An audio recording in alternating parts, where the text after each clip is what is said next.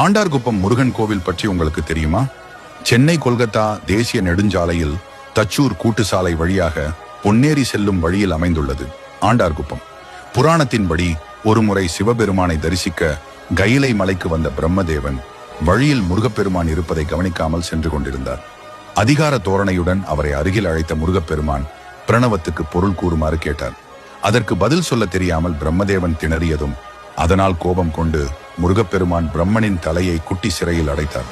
அப்படி பிரம்மனிடம் கேள்வி கேட்ட அதிகார தோரணையுடன் இடுப்பில் கரங்களை வைத்து கம்பீரமாக நிற்கும் திருக்கோலத்தில் முருகப்பெருமான் அருளும் கோயில் இது.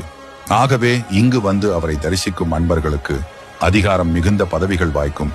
ஏற்கனவே பதவியில் உள்ளோருக்கு பதவி உயர்வுகள் கிடைக்கும் என்பது பக்தர்கள் நம்பிக்கை. இந்த தலத்து முருகனுக்கு வேறொரு சிறப்பும் உண்டு. அலங்கார கோலத்தில் மூலவர் முருகப்பெருமானை தரிசிக்கும் போது காலை வேளையில் பாலனாகவும், நண்பகலில் வாலிபனாகவும், மாலையில் வயோதிகனாகவும் காட்சி தருவது சிறப்பம்சமாகும். அந்நியருக்கும் அருளியவர் இந்த ஆண்டவன் என சிலிர்ப்புடன் விவரிக்கிறார்கள் உள்ளூர் பக்தர்கள்.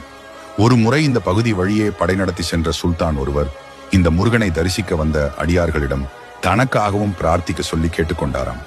அவர்களும் சுல்தானுக்காக முருகனிடம் பிரார்த்தித்துக் கொள்ள அவரருளால் போரில் வெற்றி கிடைத்ததாம் சுல்தானுக்கு.